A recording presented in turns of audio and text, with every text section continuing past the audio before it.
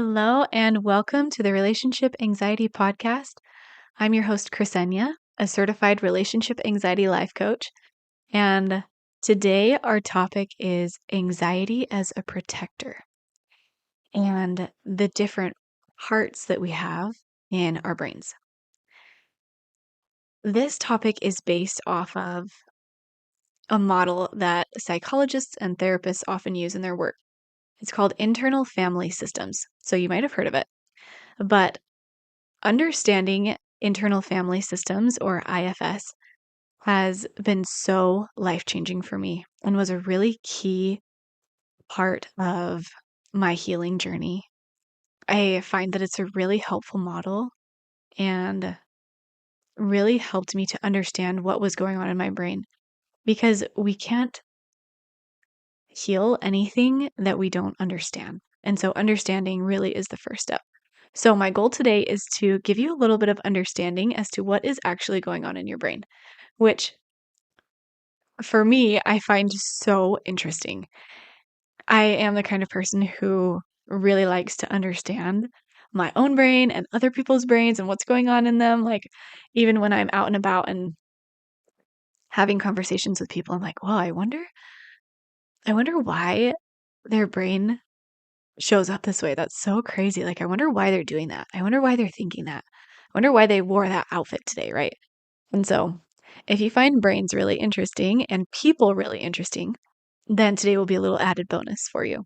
But aside from just being interesting, understanding internal family systems, or IFS, and just like the general idea of it really, like I said, impacted my healing in a beautiful way. It helped me understand my brain so that I could heal it. It kind of maps out the healing process, which is super cool. So, without further ado, like I said, internal family systems, or IFS, is a model that lots of psychologists and therapists use, especially when people are showing up with anxiety. And the idea of this is that our brains are full of a bunch of different parts, right? And if you've listened to the podcast, you've probably heard me talk about our brains as having lots of different parts before. That is rooted in this. But we might have an anxiety part of our brain, or a shame part of our brain, or an excitement part of our brain, right? It's kind of like an inside out. We give the different emotions in our brain characters in a way. And basically, IFS says that our brain is full of this system of parts or characters that interact with each other, kind of like a family. So, just like Inside Out is based on IFS, where Riley in the movie, she has joy, sadness, anxiety, disgust, and anger. Those are the main parts that show up for her. And you might notice really similar parts showing up for you. Seeing our brain as a bunch of different parts that interact with each other is really helpful because, number one, it helps us to distance from our brains. It helps us to recognize that we are not our thoughts. We are not everything that we think, and that there are lots of different reasons and lots of different parts of our brain that are trying to help us in different ways. Now, in IFS, there are several different kinds of parts. So there are managers, exiles, and firefighters.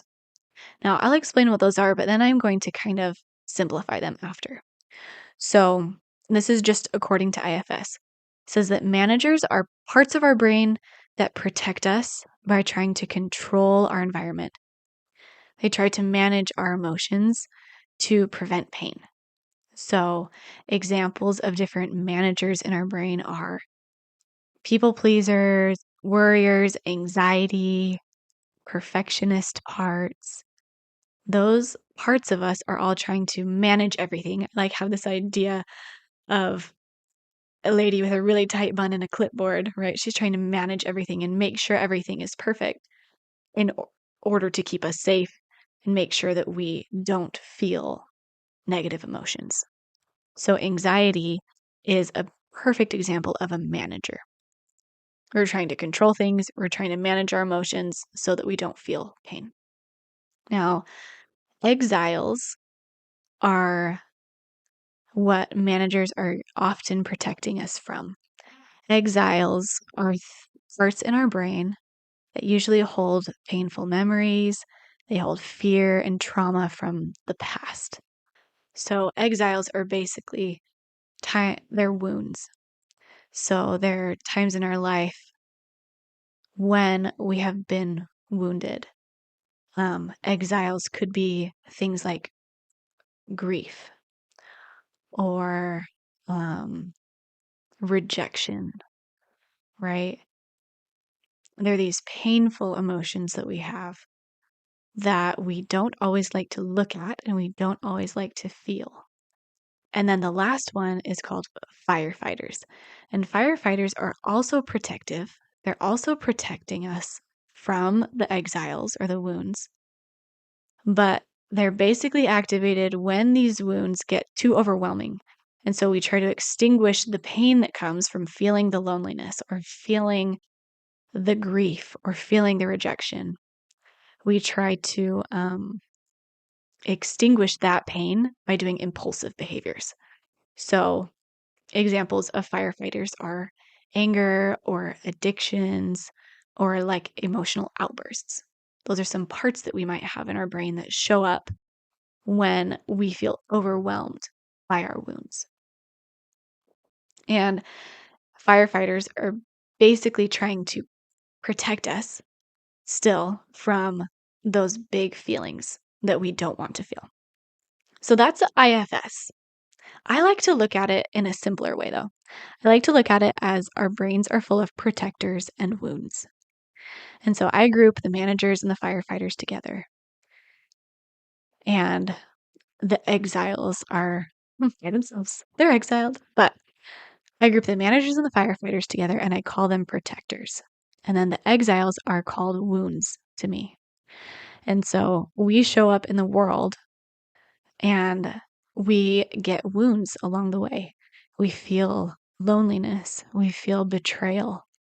We feel sadness and grief.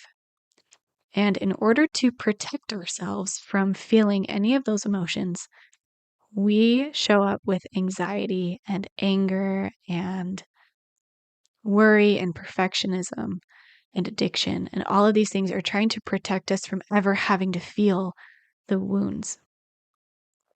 And so when you are having anxiety show up in your life, there is probably a wound underneath that you don't want to feel or that you're afraid of feeling. Either something that's happened in the past that was too overwhelming for your nervous system or something that you think would be too terrible to feel, that you've heard of stories of people who have felt it and you don't want to feel it in the future.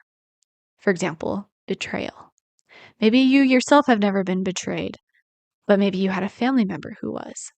Or maybe a neighbor who was betrayed and you never want to feel betrayal.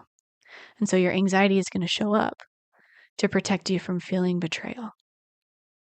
So, understanding this helps us with our healing in a couple of different ways. First is we need to understand that anxiety is kind of like a guard. It's protecting this wound, right? It's protecting us from ever having to feel it. And so we first have to befriend anxiety before we can heal the wound. I like to imagine like this castle and there are guards outside the gate, right? This guard could be anger or anxiety. We're going to use anxiety because most of us struggle with anxiety, hence relationship anxiety. But we have these guards outside. Anxiety is protecting from anyone getting in to see the princess inside. But maybe the princess is sick, she's hurt. And so these guards are extra vigilant.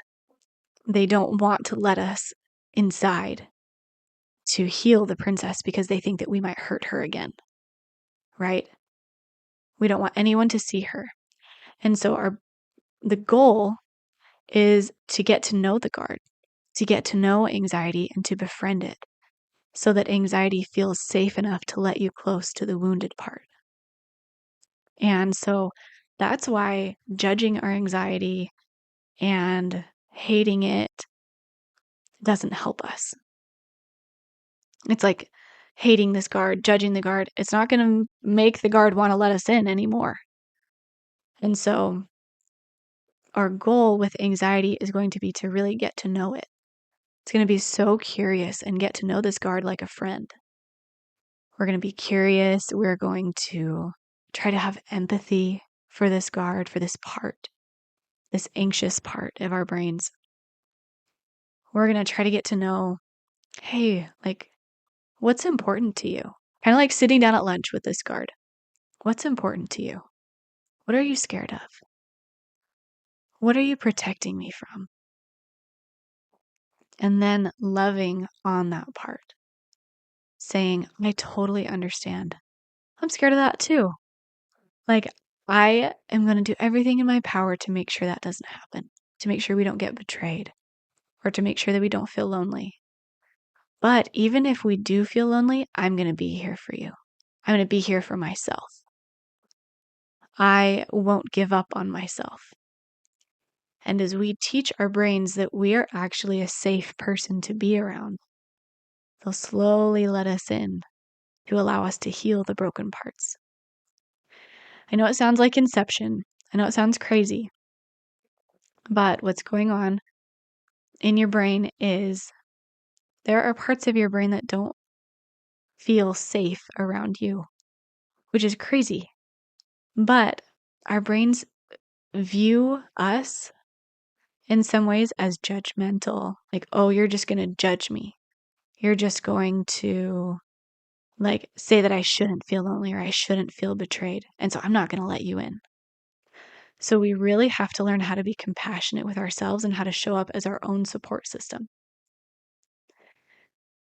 So that's the first step. We understand that anxiety and any protector that's showing up, that's just the first layer of what's going on in our brains. And we have to befriend that layer, learn how to really sit with it, how to really sit with anxiety and get to know it, how to get good at anxiety instead of trying to get rid of it. Once we learn how to befriend that protector part, it will slowly let us in to the wounded part. And that is where our true healing happens. So for me, my anxiety was trying to protect me from not being good enough. It was protecting me from this shame part that I had. The shame that maybe I'm not good enough to go to heaven. Or I need to make sure that I am good enough for God. Or for a lot of other people, I need to make sure that I'm good enough for my family. I coached a client this week. Her wound was loss, grief. She didn't want to lose any part of herself. She didn't want to lose her old self that grew up in a simple life. Her anxiety showed up because it was saying, hey, we don't want to lose, like we don't want to have loss. We don't want to feel grief, or we don't want to lose people around us. We're so scared of loss that we need to make sure that everything is perfect so that no one leaves us, right? We're scared of abandonment. Maybe the wound underneath is being afraid that your partner is going to leave you. That loneliness, that loss, that grief, that could be the wound underneath. And so, like I said, once we finally befriended our anxiety and it's let us in to see this wound, that is where our true healing happens, is healing the wounded part, the lonely part, the shame part, the grieving part. And we heal in small pieces so that we don't overwhelm our brains. It's so easy to be overwhelmed by these wounds, right? And once we're overwhelmed, we immediately start to protect again. That's too big. I can't feel it. And so this is why working with a coach or therapist is so helpful, is they're able to really guide you in this healing process. And that healing process is going to look like really similar actually to befriending anxiety or befriending a protector. We're going to befriend our wound. We are going to really sit with it and get to know it. We're going to invite it to sit down for lunch. We're going to maybe show up as a friend who you wish would comfort you and support you. We are going to learn how to support and love ourselves and our own wounds. So for me with shame, I had to learn how I really craved other people, including God, telling me that I'm good enough. And so I had to learn how to tell myself that I was good enough and that I would be there for me no matter what. And that I would love me no matter what. For someone dealing with grief, it's going to look like, hey, I see you. I see this part of me that feels loss and mourning, and I'm going to be there with you in it. I'm going to support myself in it. I'm going to not judge myself or say that I should be over this by now, but I'm going to really give myself space to huddle with a comfy blanket as many times for as many years as I need to go outside and feel the sun on my skin, support myself in loss, to teach myself that I will be there to love on all of the wounded parts. So, and if you want kind of more of like a step by step of what this healing looks like, you can look up internal family systems, IFS, and then you're going to look up the 6 Fs. And that's like a little bit more of a fleshed out way and like step by step ways to like heal these different parts. So, all in all, understanding the protectors and the wounds in my brain really led me to learn how to truly heal, how to really find the root cause and work towards it in a way that was safe for my body and that was safe for my brain. And I know that this is possible for you too. Like I said, it's quicker and, in my opinion, easier to do with someone guiding you through it, like a therapist or a coach. And so if you're looking for someone to help you with this, I would love, love, love to coach you on it. You can find me at Cresenia Claire Coaching on Instagram and just shoot me a DM. I would love to help you. I offer free consult calls and free like mini sessions just to meet me and to see what coaching is like. So if you're interested in that, please, please reach out. I really would love to help you. I love helping people learn how to truly heal these parts of their brains that are so good and are trying so hard to help them. Your brain really is amazing. And the more curious and compassionate you get and soft you get with your brain, the more you'll be progressed along your journey of healing and the more peace you're going to find. So that is all I have for you today. Thanks for listening, and I'll see you next week. Bye.